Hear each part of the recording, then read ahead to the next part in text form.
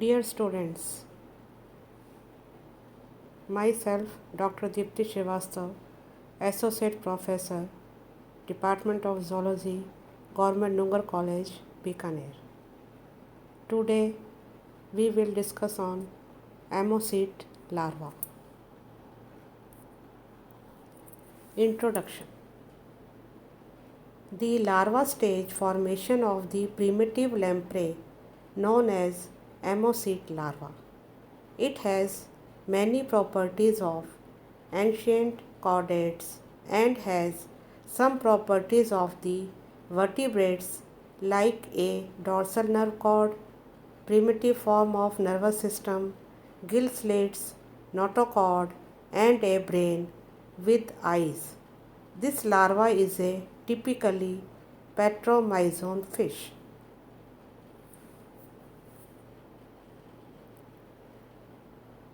लैम्प्रेज में जो लार्वा अवस्था बनती है उसे एमोसीट लार्वा कहते हैं।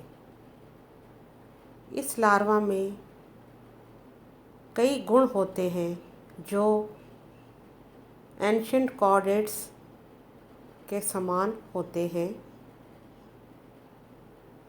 इसके अलावा इनमें कुछ गुण वर्टिब्रेट्स की भांति होते हैं, जैसे कि dorsal nerve cord, nervous system की प्रिमिटिव या प्राथमिक फॉर्म, गिल स्लिट्स की उपस्थिति, नोटोकॉर्ड तथा ब्रेन जिसमें आइज़ होती हैं उनकी उपस्थिति। ये सब ऐसे गुण हैं जो कि हमें दूसरे कशेरुकियों में भी देखने को मिलते हैं। Petromyzon is a rather unpleasant animal. Its life cycle includes two quite different phases. The larval phase, called ammoset, is a freshwater, sedentary, filter feeding and microphagous creature reminiscent of the lancelet or branchiostoma. The adult fish live in the sea and is parasitic on fishes. Petromyzon के life cycle में दो अलग प्रकार की phases होती हैं। Larval phase, जिसे एमोसीट बोलते हैं, यह अलवणीय जल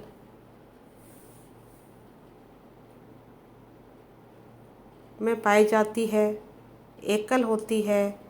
इसमें फिल्टर फीडिंग पाई जाती है तथा ये छोटे छोटे प्राणियों को खाते हैं, माइक्रोफेगस होते हैं। जबकि एडल्ट या वयस्क अवस्था समुद्र में रहती है और ये फिशेस पर परजीवी के रूप में अपना जीवन यापन करती है। एमोसीट larva. The egg hatch in about 3 weeks into minute transparent larvae called ammoset. They are so radically different from their parents that they were originally described as a distinct genus Ammosets. At first, they are about 7 mm in length and stay in the nest. When about 15 mm long, they quit the nest and burrow in mud and sand in quiet water.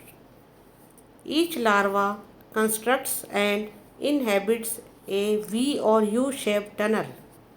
The larval period lasts from 3 to 7 years, according to species, during which they grow to about 170 mm in length and become opaque. अंडों से लगभग 3 सप्ताह में सूक्ष्म पारदर्शी एमोसीट larva निकल जाते हैं। वह अपने माता पिता से मौलिक रूप से इतने भिन्न होते हैं कि पहले उनको एमोसीट नाम के एक अलग जीनस के रूप में माना गया था। लार्वा शुरू में लगभग 7 मिलीमीटर लंबे होते हैं और घोंसले में ही रहते हैं। लगभग 15 मिलीमीटर लंबे होने पर वे घोंसला छोड़ देते हैं और शांत जल में कीचड़ या रेत में बिल बनाते हैं। प्रत्येक लार्वा वी या यू रूपी सुरंग बनाकर उसमें निवास करने लगता है। डिंबक काल जाति के अनुसार 3 से 7 वर्ष तक चलता है, जिसके अंदर वे लगभग 170 मिलीमीटर लंबाई तक बढ़ते हैं और पारभासी हो जाते हैं। The Ammosit larva is of great importance as it probably represents the most primitive and generalized vertebrate form immediate between cephalochordates and vertebrates. Its body is eel-like, but it differs from the adult in several respects. Ammocoete larva की बहुत अधिक महत्व है, क्योंकि इसमें ज़्यादातर primitive तथा generalised vertebrate characters होते हैं, जो कि सिफेलोकॉर्डेट्स और वर्टिब्रेट्स के मध्य के होते हैं। इनका शरीर ईल के समान होता है, लेकिन ये अपने वयस्क से कई बातों में भिन्नता रखते हैं। It has a continuous single median dorsal fin. इसमें सतत एक मध्य डॉर्सल फिन होता है। It is a blind toothless and non parasitic filter feeder. यह एक ब्लाइंड दांत विहीन तथा नॉन पैरासिटिक फिल्टर फीडर है। Feeding and respiration are like that of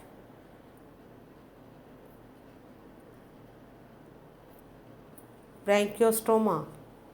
It has no sectorial buccal funnel but a semicircular upper lip or oral hood around the mouth, similar to that of Branchiostoma. इसमें कोई sectoral buccal funnel नहीं होता, लेकिन एक semi circular upper lip या oral hood mouth के चारों ओर उपस्थित होता है, जो कि ब्रैंकियोस्टोमा के समान होता है। Mouth also has a transverse lower lip. Mouth में एक ट्रांसवर्स लोअर लिप भी होता है। It emerges at night from its burrow to feed on the bottom organic ooze containing unicellular algae and bacteria which are caught on the floor of pharynx in mucus strings secreted by a tubular endostyle.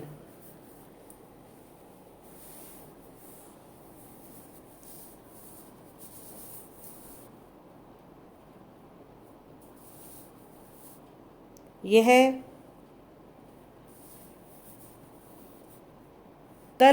तली की ऊज को भोजन करने के लिए रात को bill से निकलता है।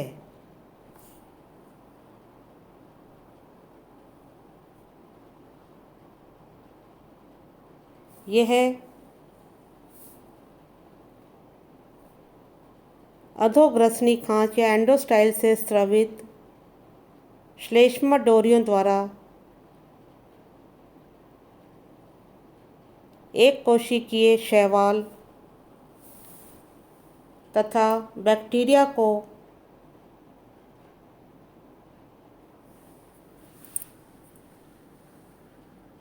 अपनी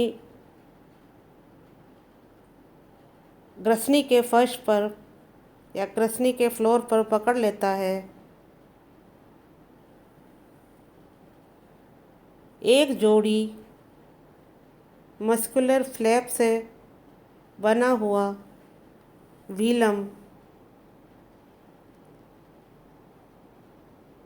फेरिंग्स में वाटर करंट की एंट्री को रेगुलेट करता है, जो कि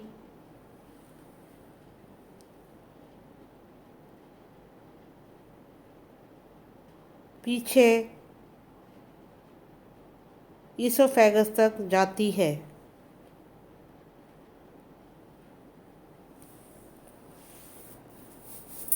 A velum made up of a pair of unicellular flaps regulates the entry of water current into the pharynx, which is continued posteriorly into the esophagus. 7 pairs of gill pouches are present, each with its internal gill slit into pharynx and external gill slit to the exterior. क्लोम कोष्ठों के साथ जोड़े होते हैं, जिनमें से प्रत्येक अपने आंतरिक क्लोम छिद्र द्वारा ग्रसनी में और बाह्य क्लोम छिद्र द्वारा बाहर खुलता है।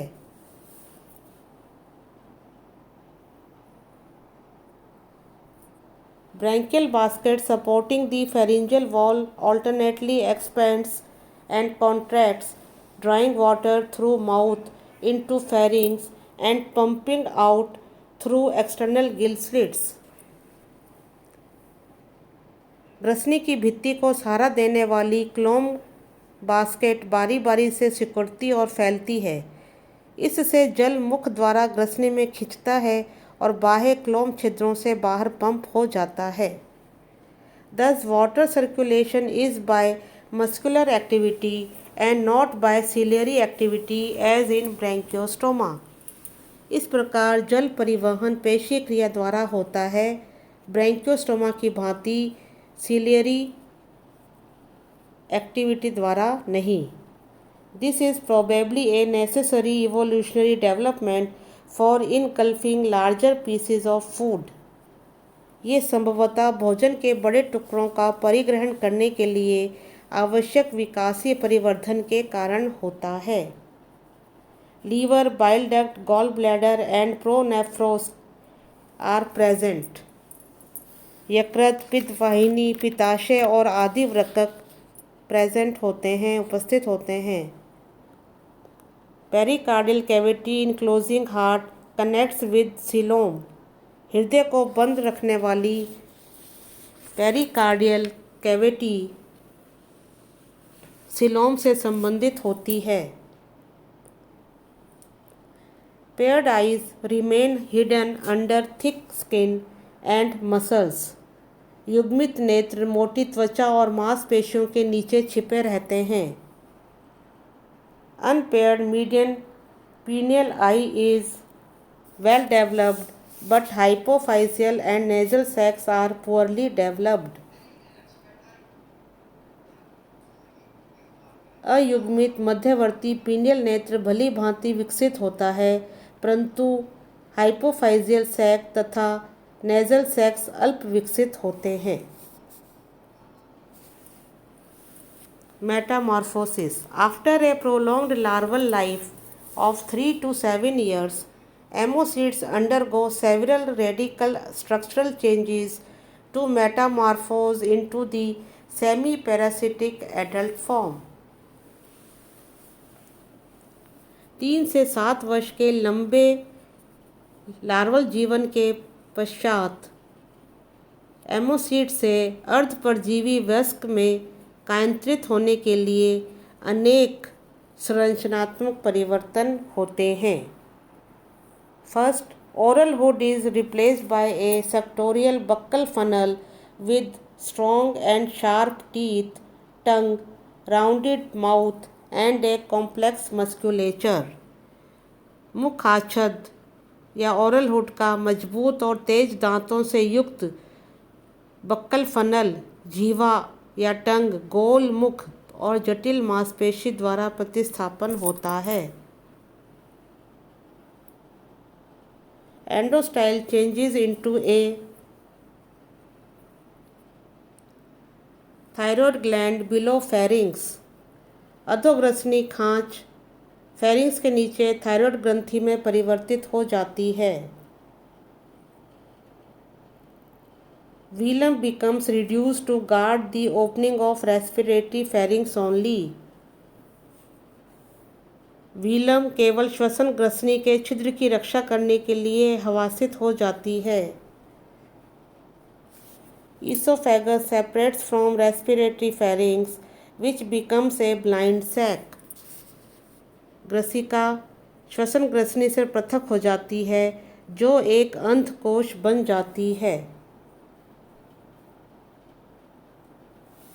Gall bladder and bile duct disappear.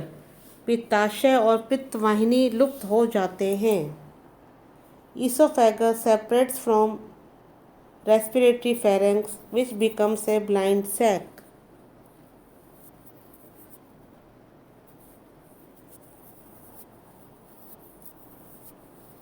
Gallbladder and bile duct disappear. Gills develop into gill pouches. Pronephros is replaced by mesonephros. प्रावकक का मध्यवृक्क द्वारा प्रतिस्थापन हो जाता है। Paired eyes become uncovered and functional. युग्मित नेत्र अनावृत और विक्रियाशील हो जाते हैं। Single median nostril shifts to the top of head. Nasohypopharyngeal sac grows backwards. Nasal sac becomes folded internally. Continuous dorsal fin become divided into two. Pericardial cavity becomes completely cut off from coelom. Spinal cord becomes dorsoventrally flattened. Skin color changes from yellow-brown to malted greenish-brown.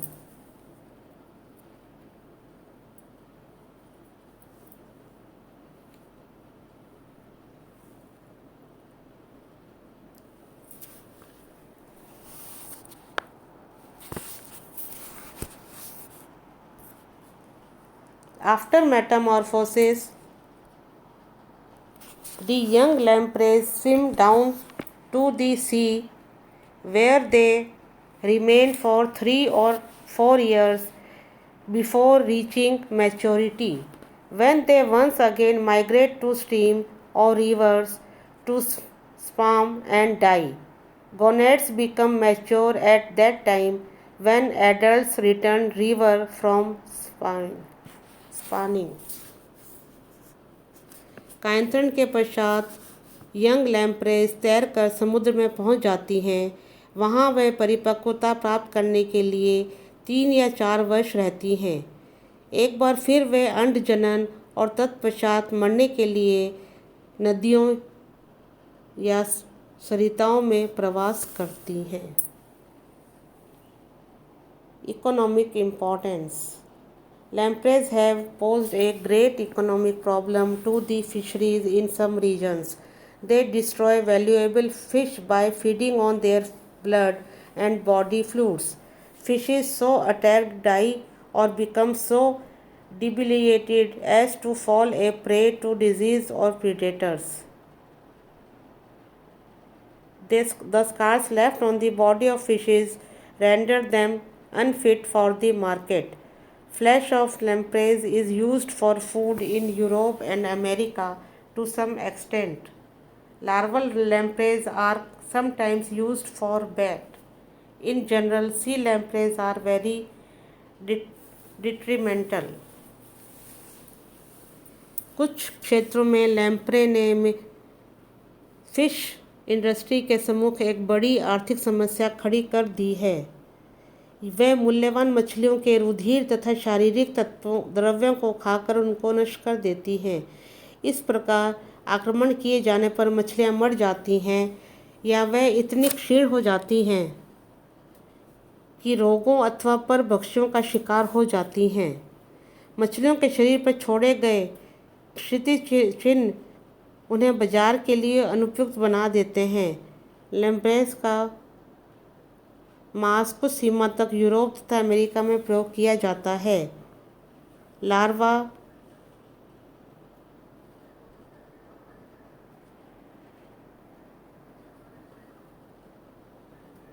लैम्प्रेस का कभी कभी प्रलोभक bat की भांति उपयोग किया जाता है। सामान्यतः समुद्री लैम्प्रेस बहुत विनाशकारी होती हैं। Control methods such as trapping and preventing them from spawning and have been only partially successful. Control devices such as poison and electric barriers have not been wholly effective. इन्हें जाल में फांसने और अंडजनन को रोकने की नियंत्रण विधियाँ केवल आंशिक रूप से ही सफल हुई हैं। विष और विद्युतीय अवरोध जैसे नियंत्रक उपाय पूर्णतः प्रभावी नहीं हुए हैं।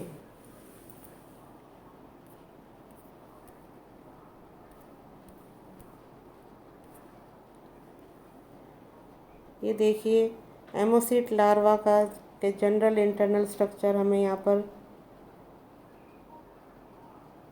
दिखाई दे रहा है और ऊपर वाले डायग्राम में हमें एक्सटर्नल फीचर्स दिखाई दे रहे हैं। एमोसिट लार्वा जो कि ईल की तरह या फिश की तरह ही दिखाई दे रहा है। आगे की तरफ ओरल हुड है, मीडियन नोस्ट्रिल, रूडिमेंट्री आई, 7 गिल स्लिट्स और पीछे ट्रंक रीजन, वहाँ पर डॉर्सल फिन्स और फिर कॉर्डल फिन पूंछ को घेरे हुए दिखाई दे रहा है। इसी तरह से इंटरनल स्ट्रक्चर फेरिंग से ये इसमें गिल स्लिट्स दिख रहे हैं। ऊपर की तरफ notochord, nerve cord, myotomes, dorsal aorta, oesophagus, इन एलिमेंट्री कैनाल के part,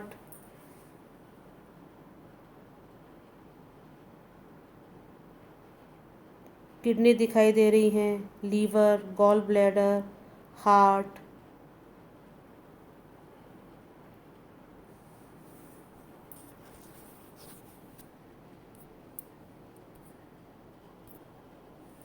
Conclusion. At last but not the least, we have come to the conclusion that in the life history of Petromyzon, a larval form is seen. It is called Ammoset larva. The Ammoset larva exhibits striking similarities with Amphioxus. It is a very primitive and generalized vertebrate.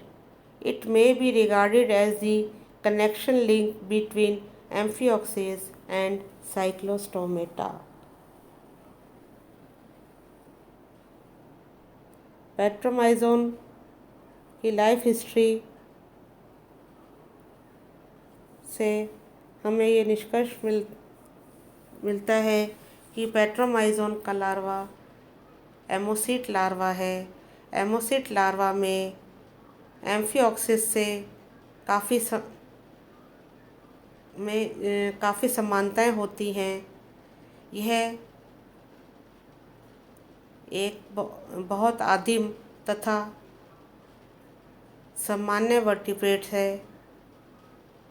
इसको amphioxus तथा cyclostomes के मध्य की कड़ी connecting link माना जा सकता है। तो आज हमने पेट्रोमाइजोन के लार्वा एमोसिट लार्वा के बारे में पढ़ा। Thank you.